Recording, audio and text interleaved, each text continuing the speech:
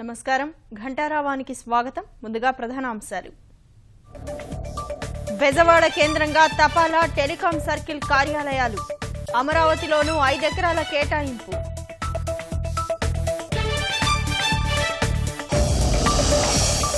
తపాలా ద్వారా మరిన్ని సేవలు అందిస్తాం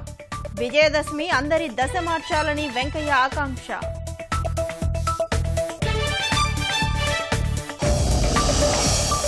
ఇంద్రకీలాద్రిపై ముగిసిన దసరా ఉత్సవాలు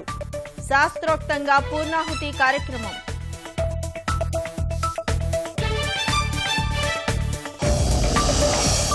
బ్రహ్మోత్సవాల్లో తిరుమలకు 7 లక్షల మంది భక్తులు శ్రీవారికి 20,23 లక్షల రూపాయల ఆదాయం ట్రంప్ వ్యాఖ్యలకు ఘాటుగా బదిలిచ్చిన బఫెట్ ఆదాయ పన్ను సమాచారం విడుదల